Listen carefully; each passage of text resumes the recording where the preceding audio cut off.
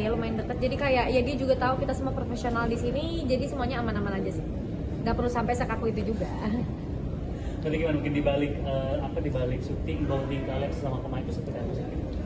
Cara bonding aku sama pemain lain tuh main game, terus ada game icebreaker juga, terkadang di lokasi. Terus kalau Umbara kan kita sering main kartu juga di set sampai subuh gitu-gitu. Jadi ya sebenarnya karena aku ini film kelima sama Umbara, kru-krunya udah pada dekat semuanya sama aku, udah pada sering ngobrol juga sama aku. Jadi datang ke lokasi tuh nggak ada rasa canggung, semuanya santai dan udah bonding juga karena kita udah sama-sama dekat semuanya.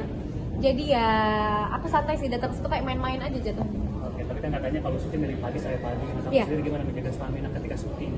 Aku itu tipe yang pagi ke siang itu low, tapi siang ke malam itu aku on terus.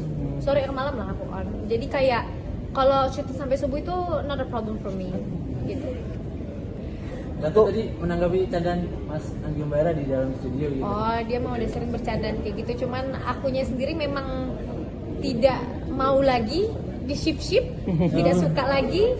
Jadi kalau bercandaan begitu udah biasa. Dia memang iseng aja karena kita juga lumayan deket kan. Cuman ya untuk kedepannya memang aku tidak pernah mau di ship lagi gitu. Fokus sama karir sendiri aja tanpa harus disangkut pautkan kepada orang-orang lain gitu aja. Tadi sempat bilang gak siap juga gitu mungkin. Nggak siap apa? Tadi kan Kalau tadi Sandi sama Luna. gitu. Enggak, itu bercandaan aja. Bercandaan aja karena pastinya kalau Lunanya profesional, aku profesional, Maxim profesional, Bang Sandi juga profesional. Kita kan semuanya ini di sini aktor yang datang ke lokasi itu untuk syuting, untuk bekerja, jadi seprofesional mungkin. Aku sih santai banget ya. Cuman netizen kan suka nge-ship itu ya, aku agak suka dan nggak serak aja gitu untuk di-ship-shipin lagi, cukup yang lama-lama aja sudah kelar. Itu berpengaruh aja ke karir kamu mungkin?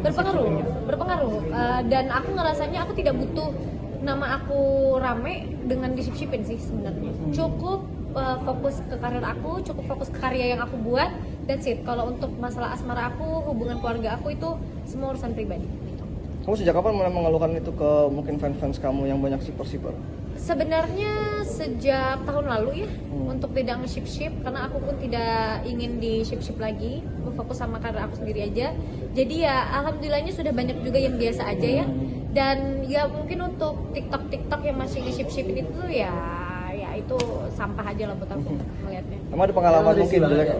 Risih banget, nggak suka sama sekali gitu. Ada pengalaman mungkin gak enak mungkin karena di ship kayak gitu? Selama ini ya Gini, karena kan aku dulu sinetron ya. Kalau di sinetron itu kita tidak bisa keluar dari ranah shipper ya. Dan shipper di sinetron itu berjibun, banyak banget.